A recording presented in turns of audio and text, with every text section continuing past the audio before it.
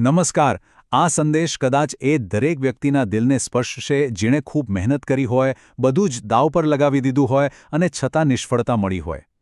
જ્યારે આવું થાય ત્યારે એવું લાગે કે હવે ઊભા કેવી રીતે થવું, હિંમત ક્યાંથી લાવવી? તો ચાલો આજે આ સવાલોના જવાબ સાથે મળીને શોધીએ. આ એક વાક્ય સીધું જ હૃદયમાં ઉતરી જાય એવું છે, ખરું ને? એ આપણને યાદ અપાવે છે કે કોઈ એક પરીક્ષા ભલે ગમે તેટલી મોટી કેમ ન હોય, એ આપણી આખી જિંદગી નથી. એ તો બસ એક નાનકડો પડાવ છે, મંજિલ નહીં. તો સૌથી પહેલાં તો એ સમજવું ખૂબ જ જરૂરી છે કે આ જે થયું છે, આ જે નિષ્ફળતા મળી છે, એને સાચા દૃષ્ટિકોણથી કેવી રીતે જોવી. કારણ કે આ લાગણીઓ સાથે કેવી રીતે કામ પાર પાડવું એ જ સૌથી પહેલું પગથિયું છે. જુઓ, જ્યારે આપણે સાચા દિલથી મહેનત કરીએ અને પછી નિષ્ફળ જઈએ ત્યારે દુઃખ તો થવાનું જ છે. એ સ્વાભાવિક છે. અને આ કોઈ નબળાઈ નથી, બિલકુલ નહીં. આ તો એક સામાન્ય માનવીય લાગણી છે. એટલે આ લાગણીને દબાવવાની જરૂર નથી, બસ એને સ્વીકારવાની જરૂર છે. પણ અહીં એક બહુ જ અગત્યની વાત છે. લાગણીને સ્વીકારવી એ એક વાત છે, અને એમાં જ ખોવાઈ જવું એ તદ્દન બીજી વાત છે. જો આપણે એ દુઃખમાં જ ડૂબેલા રહીશું તો એ આપણને આગળ વધવા જ નહીં દે. તો સવાલ એ છે કે અહીંથી આગળનો રસ્તો કયો છે? અહીંથી આગળ વધવામાં સૌથી મોટો પડકાર હોય છે બહારનો અવાજ, એટલે કે સમાજ, લોકો અને તેમની વાતો. આ દબાણમાંથી બહાર કેવી રીતે નીકળવું? ચાલો એ સમજીએ. આપણી સામે બે અવાજ હોય છે.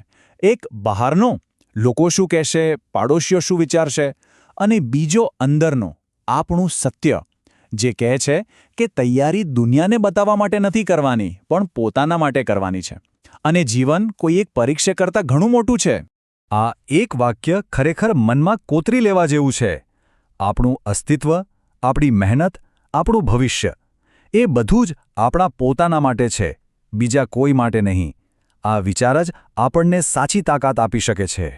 અને જે ઘડીએ આપણે બહારના ઘોંઘાટને બાજુ પર મૂકીને પોતાની અંદર જોઈએ છીએ ને, ત્યારે એક નવી જ આશા દેખાય છે. કદાચ આ નિષ્ફળતા એ કોઈ નવા અને વધુ સારા રસ્તા તરફનો ઇશારો હોય તો? ઘણીવાર એવું બને છે કે જ્યારે આપણે કોઈ એક પરીક્ષામાં પાસ નથી થતા, તો એનું કારણ એ હોય છે કે કુદરતની આપણા માટે કોઈક અલગ જ યોજના હોય છે, કદાચ એનાથી પણ સારી યોજના. અને અહીં જ વિશ્વાસની ભૂમિકા શરૂ થાય છે. જીવનમાં જે પણ થાય છે તે સારા માટે જ થાય છે. આ એક શ્રદ્ધા જ આપણને આ મુશ્કેલ સમયમાં ટકી રહેવા અને ભવિષ્ય માટે આશાવાદી બનવામાં મદદ કરે છે. સારું, તો આ બધી વાત થઈ સમજણ અને વિશ્વાસની. પણ હવે વાત કરીએ નક્કર પગલાંની. ફરીથી ઊભા થઈને નવી શરૂઆત કરવાની સાચી રણનીતિ શું હોઈ શકે? ચાલો આને 4 સરળ સ્ટેપમાં સમજીએ. પહેલું, દુઃખને સ્વીકારો, પણ એમાં ફસાઈ ન જાઓ. બીજું, શાંતિથી વિચારો, શું ભૂલ થઈ એનું વિશ્લેષણ કરો અને તમારી સ્ટ્રેટેજી સુધારો. ત્રીજું, ફરીથી એકવાર ડબલ જોશ અને મહેનતથી પ્રયાસ કરો.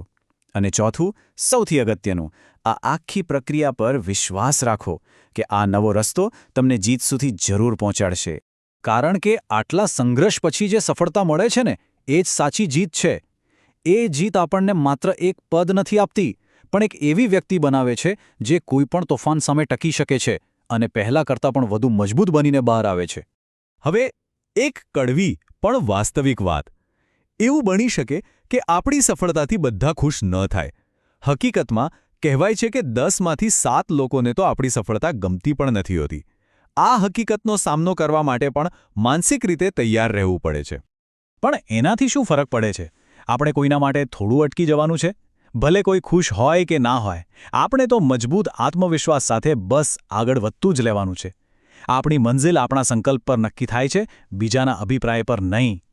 ખબર છે સાચો ઉમેદવાર કોણ છે?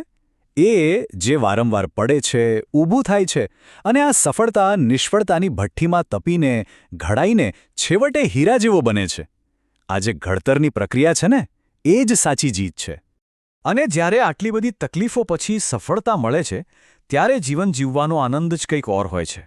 એ ખુશી એટલી ઊંડી અને સાચી હોય છે કે એને શબ્દોમાં વર્ણવવી પણ મુશ્કેલ બની જાય.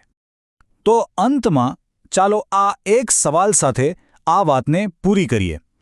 શું એવું બની શકે કે આ નિષ્ફળતા, આ તકલીફ એ જ જરૂરી દબાણ હતું જે એક સામાન્ય પથ્થરને હીરો બનાવવા માટે જરૂરી હોય છે? કદાચ આ અંત નથી, પણ એક નવી, મજબૂત અને સાચી શરૂઆત છે. સફર તો હવે શરૂ થઈ છે.